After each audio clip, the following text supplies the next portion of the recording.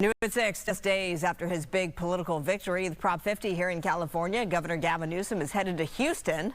Newsom is slated to headline a rally in Texas tomorrow at noon.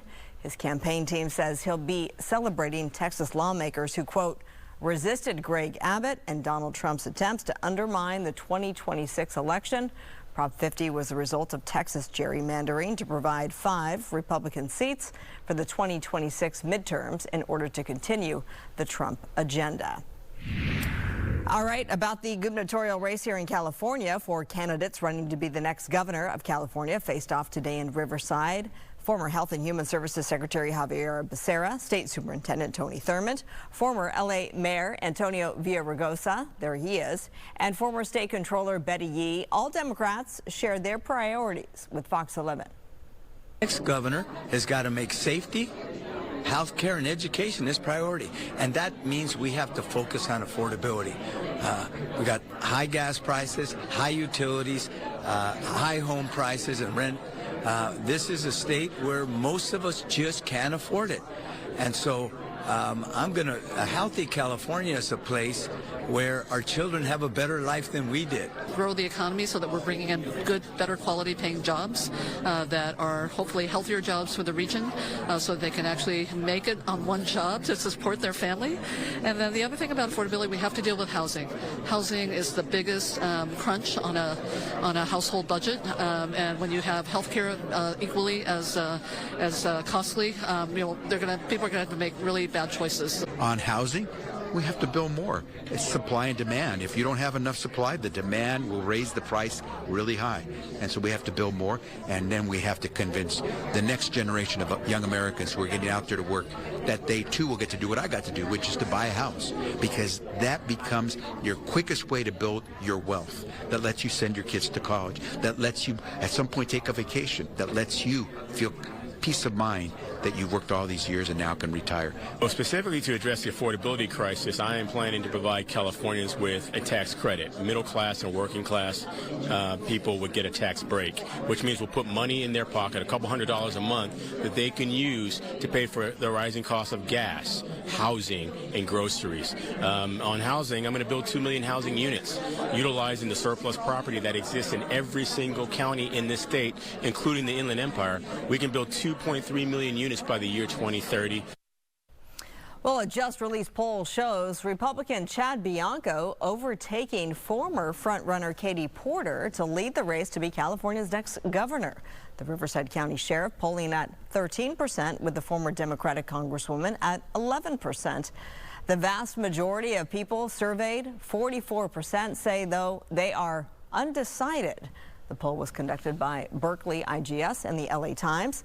The California primary is June 2nd, 2026, and she delved into these numbers today in her latest reporting. LA Times writer Seema Mehta, thank you for being with me tonight. I was stunned by the fact that a Republican overtook Katie Porter, a Democrat, in this latest poll. How significant is this in this blue state of California? Well, I mean, I think you have to look at Katie Porter, her previous performance in our same poll with UC Berkeley, which I believe is in August. And she, at that point, I think had 17%. And since then, she's obviously had, some headlines because of problematic appearances that made people question her temperament that her rivals seized upon. So, I mean, she saw a 6% drop. So I think that is more telling than anything in this poll. And then, yes, Chad Bianco, the sheriff of Riverside County, I mean, he's leading the poll at 13%. But I mean, the number of undecideds is so great. And also, the gubernatorial campaign has been so eclipsed. First, like, everyone was waiting to see if Kamala Harris, former vice president, would jump in the race. And then Prop 50 happened, which ended up, you know, even though it's like about this esoteric topic of redistricting, it ended up, you know, getting so much money, and it was such a sprint to the election, and it just like overshadowed everything. So I don't think voters have really even focused on this race yet, which you can see in the undecided numbers. Well, yeah, I mean, a big chunk, almost 50% undecided, just a reminder of viewers. With that said, in the 3rd and 4th spot, it's Hilton, Steve Hilton, former Fox News host, a Republican, and Javier Becerra, Democrat. They're 3rd and 4th tied at 8%. So they're tied there. Again, the fact that a Republican is gaining this much traction does this mean that Republicans are just, the voters are more engaged right now? I mean, I think ultimately there's so many Democrats in the field that are splitting the field.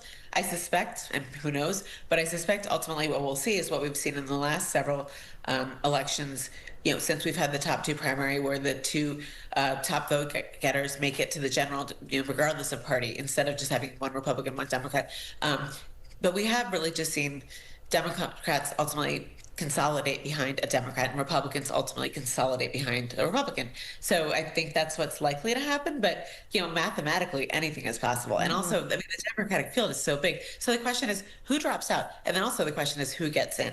I mean, Senator Alex Padilla, said on Tuesday, election day, which was really helpful, that he was not joining the race. But we're still, waiting to hear about what, Rick Caruso does. I mean, then, what Time Starkers does. I mean, so it's still a very fluid field.